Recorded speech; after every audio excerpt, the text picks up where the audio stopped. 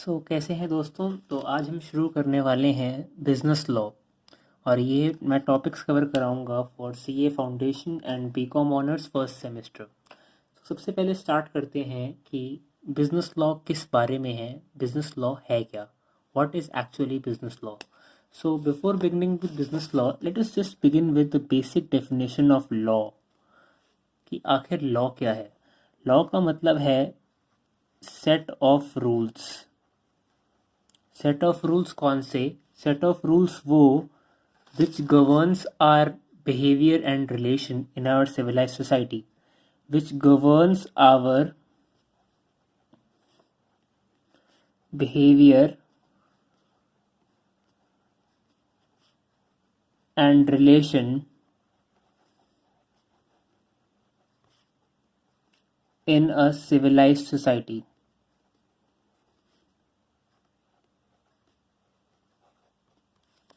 मतलब ये कि आप एक वक्त के लिए मान लीजिए कि हमारी पूरी कंट्री में कोई लॉ ही नहीं है, ना कोई क्रिमिनल लॉ, ना कोई मर्केंटाइल लॉ।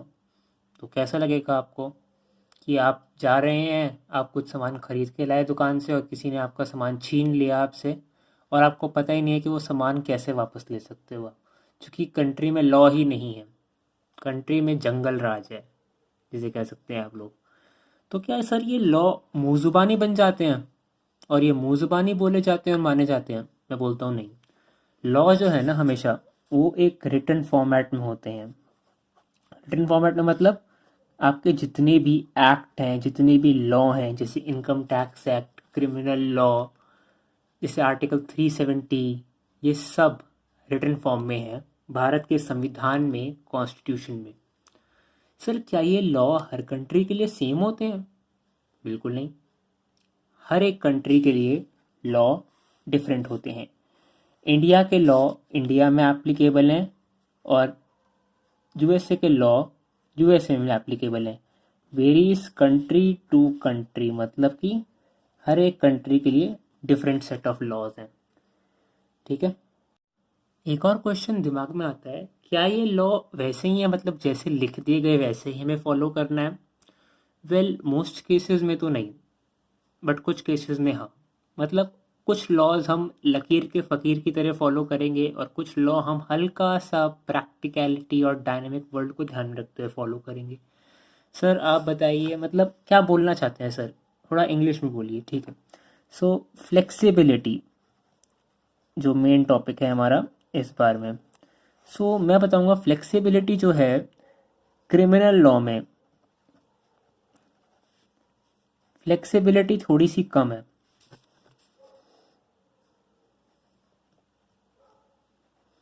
मतलब ये कि अगर आप एक जज हैं और अगर आपको एक लॉ देख के जजमेंट देना है, तो आप उस वक्त अपना मॉरल तो ध्यान रखेंगे ही, बट साथ में ये भी ध्यान रखेंगे कि आप लॉ को ऐसे ना पढ़ें कि वो किताबी ज्ञान की तरह हो जाए। मतलब कि आप लॉ में अपनी मर्जी से कोई ऐसी इम्प्लीकेशंस नहीं इम्पोज कर सकते हैं जिससे कि आप एक सेंटेंस तो बना लें बट वो मॉरली ख़राब हो। और सर दूसरा फ्लेक्सिबिलिटी बताइए। मैं बोलता हूँ mercantile law.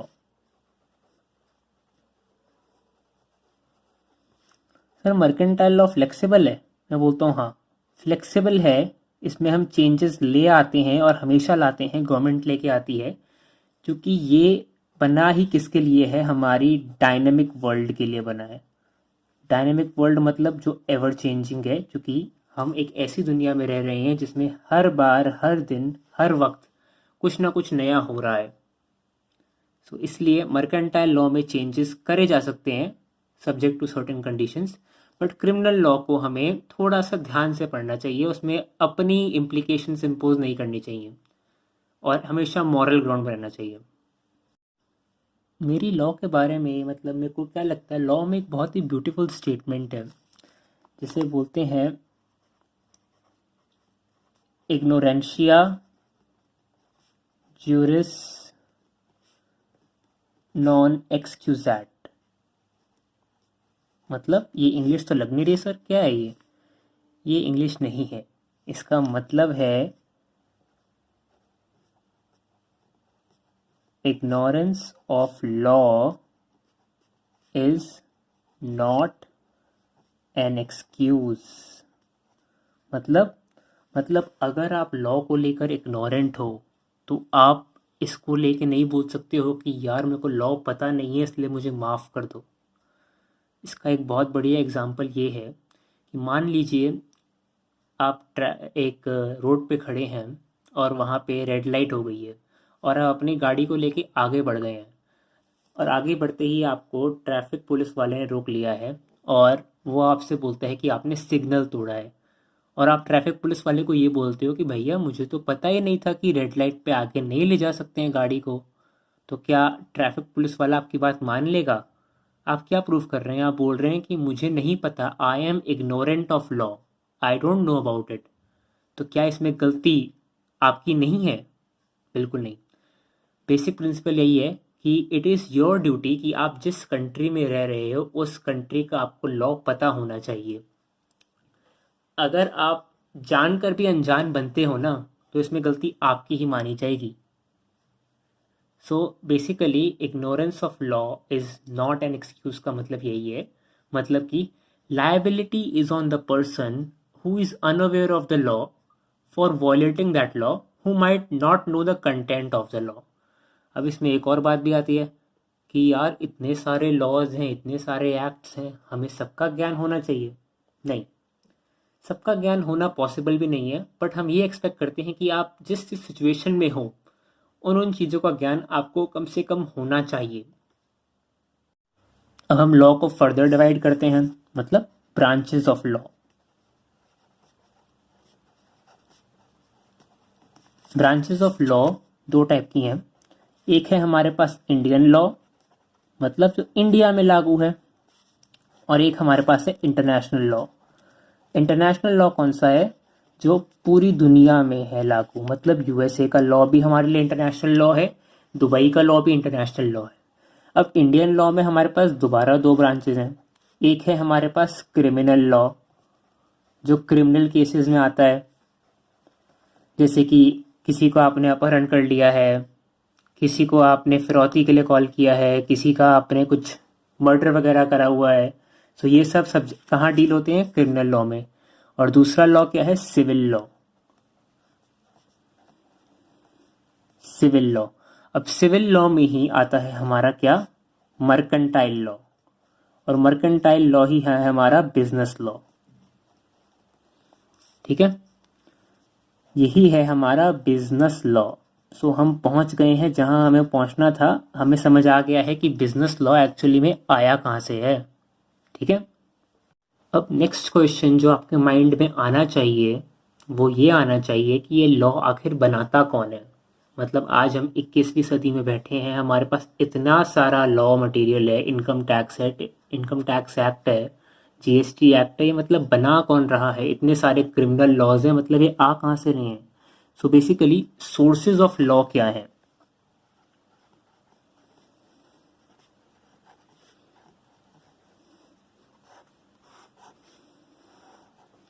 Sources of law क्या हैं?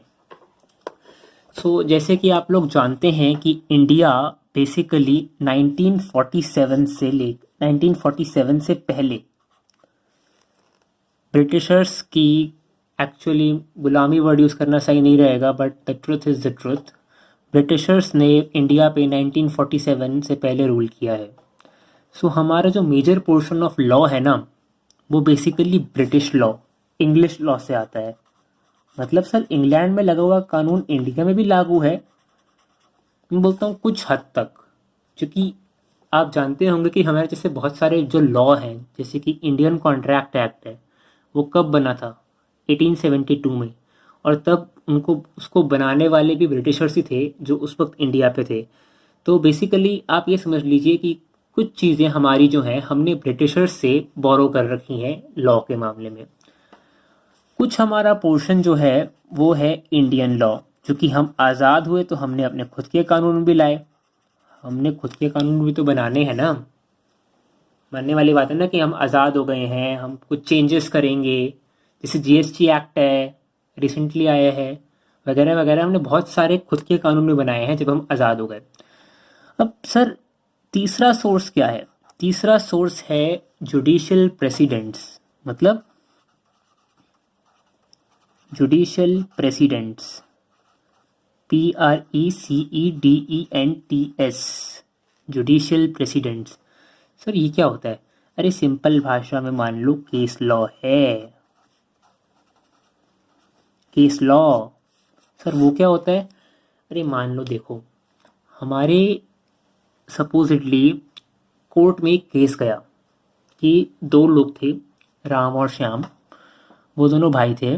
उन दोनों के बीच में प्रॉपर्टी को लेकर एक बात पे झगड़ा हो गया और वो दोनों कोर्ट आ गए और कोर्ट ने बोला कि सब्जेक्ट टू दीज कंडीशन जो राम है वो गिल्टी नहीं है, जो एक्ट हुआ है वो सारी गलती श्याम की है, राम की कोई गलती नहीं है।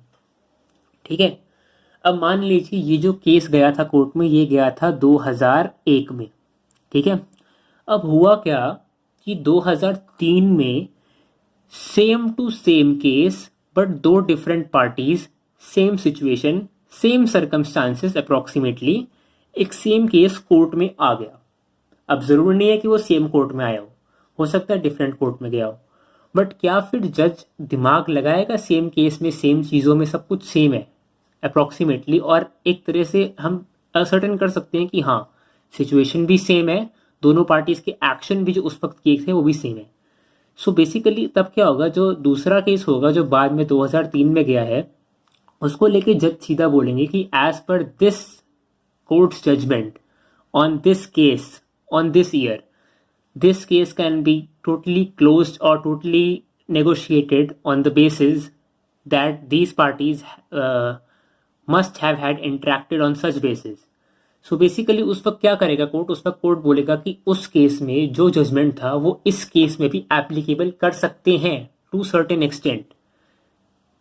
तो इसका मतलब क्या है कि जो हमारे पुराने जो केसेस हैं वो बहुत रेलेवेंस रखते हैं लॉ में, और ये आप जानेंगे जब आप देखेंगे कि किताबों में बहुत जगह पुराने केस लॉज लिखे हैं और बहुत ही मतलब बेसिक बेसिक केसेस हैं, बट इतने इंसाइटफुल हैं, इतने एनलाइटनिंग है कि उनको समझ के आपकी नॉलेज और लॉजिकल स्किल्स बहुत बढ़ जाएंगी। और हमारी जो फोर्थ सोर्स ऑफ लॉ है उसे हम बोलते हैं क्या? कस्टम्स।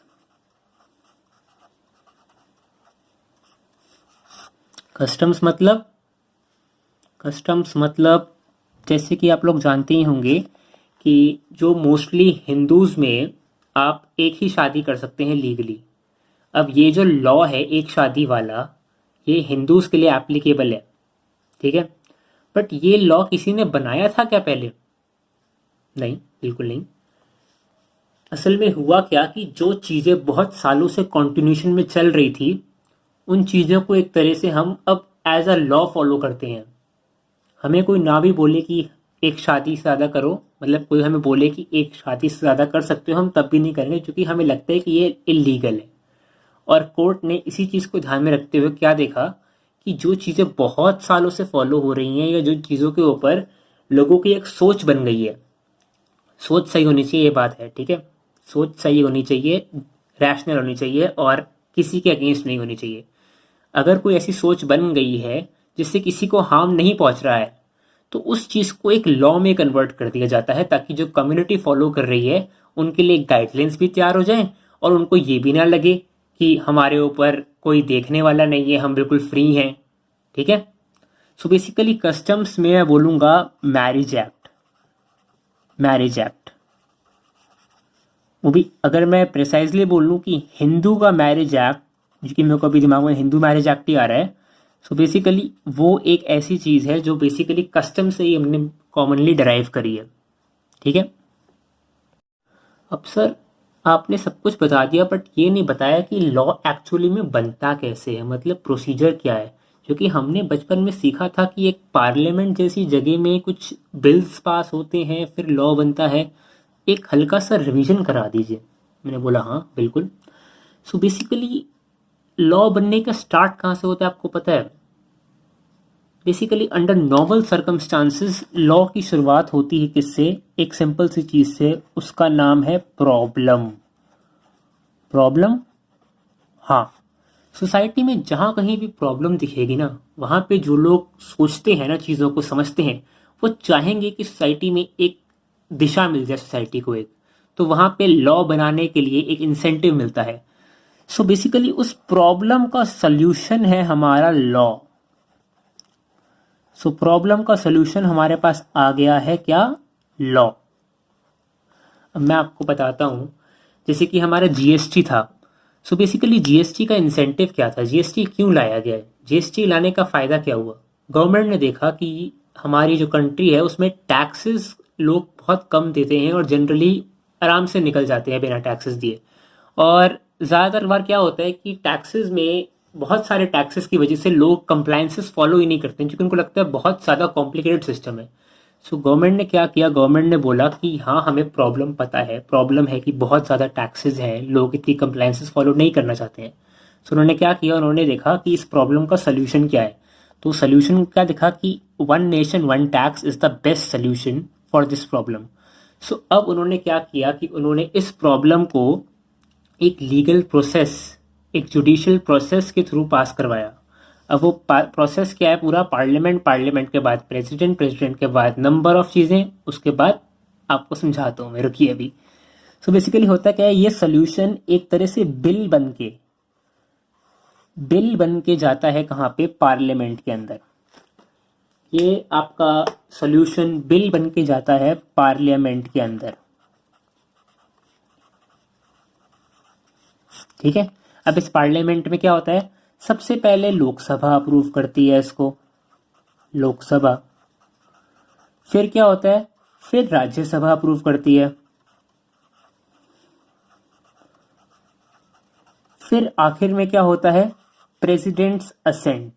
मतलब क्या, प्रेसिडेंट भी अपना साइन करके बोलता है कि हाँ मेरे को ये लॉ सही लग रहा है, इसलिए I give assent to this law, मैं बोलता हूँ ये लॉ ठीक है।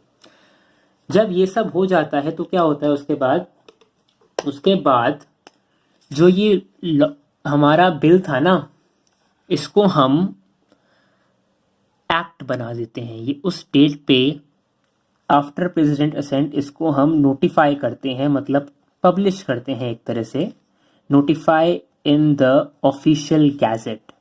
ऑफिशियल गैजेट क्या है, मान लीजिए सरकार का एक पेपर ही है जिसमें सरकार चीज़ें बताती है कि उन्होंने क्या क्या चेंजेस किए हैं, ऑफिशियल गैजेट। जैसे ही ये ऑफिशियल गैजेट में नोटिफाई हो गया, ये हमारा बिल एक्ट बन जाता है। अब इस एक्ट की जो वैलिडिटी है ना, मतलब ये एक्ट एप्लीकेबल पूरी पब्लिक पे है। पूरी पब्लिक पे मतलब, पूरी पब्लिक पे, पूरी इंडिया पे। तो सर क्या ये जो एक्ट है, इसको हम पैराग्राफ में लिखते हैं या पॉइंट्स में लिखते हैं? ये भी तो डाउट आता है सर, कि मतलब पढ़ने को तो हम पढ़ लेंगे पैराग्राफ भी, बट पॉइंट्स ईजी नहीं होते हैं। सो आपका सेम डाउट लॉ मेकर्स को भी पता है। सो बेसिकली लॉ मेकर्स ने क्या किया, लॉ मेकर्स ने बोला कि चलिए आप इसे पैराग्राफ में मत पढ़िए, हम इसको आपके लिए पॉइंट वाइज डिवाइड कर लेते हैं। अब पॉइंट वाइज कैसे डिवाइड करेंगे, कि हम इसको 1 2 3 4 कर लेते हैं, point 1 point 2 point 3। But law में इसको हम 1 2 3 4 ऐसे नहीं बोलते हैं, लॉ में इसको हम बोलते हैं section wise, section 1, section 2, section 3, section अनगिनत, ऐसे ऐसे ऐसे। सर अगर इसके बाद भी कुछ डिवीजन की ज़रूरत हो, जैसे कि सब सब पॉइंट्स और सब पॉइंट्स वाला केस भी तो हो सकता है लॉ में। मैंने बोला हाँ बिल्कुल पॉसिबल है। सो उसके लिए हमने सब सेक्शन बनाए, और उसके बाद भी अगर पॉइंट्स की ज़रूरत है तो क्लॉज बना दिए, उसके बाद सब क्लॉज भी आते हैं। सर ये तो बहुत बड़ी लिस्ट है। हाँ लिस्ट तो बड़ी है, बट मोस्टली सेक्शन याद करना ही अपने आप में बहुत कॉम्प्लिकेटेड सा टास्क है। सेक्शन याद करना ही आपके लिए एक तरह से विन विन सिचुएशन है एग्जामिनेशंस में। सो एक एग्जांपल लेते हैं कि मैंने जो अभी आपको बताया, section, sub section, clause, sub clause का, उसको प्रैक्टिकली रीड कैसे करते हैं लॉ में। सो मैंने एक एग्जांपल लिया है, मान लीजिए ये है। अब इसको अगर आपको मैं बोलूँ कैसे बोलना है, तो आप कैसे बोल सकते हैं इसको? मैं इसको बोलूँगा section 4 sub section 1 clause T and sub clause 2। 2 किस में है? रोमन नंबर्स में है, ठीक है।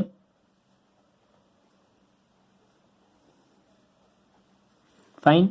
सो बेसिकली आज का सेशन हम यहीं पे एंड करते हैं। आज का सेशन बेसिकली था किस बारे में कि लॉ क्या है, किस बला का नाम है और क्यों ज़रूरत है, एंड बेसिकली हल्की हल्की छोटी छोटी बातें जो आपको पता होनी चाहिए बिफोर स्टार्टिंग। नेक्स्ट क्लास से हम शुरू करेंगे the Indian contract act 1872। So stay tuned.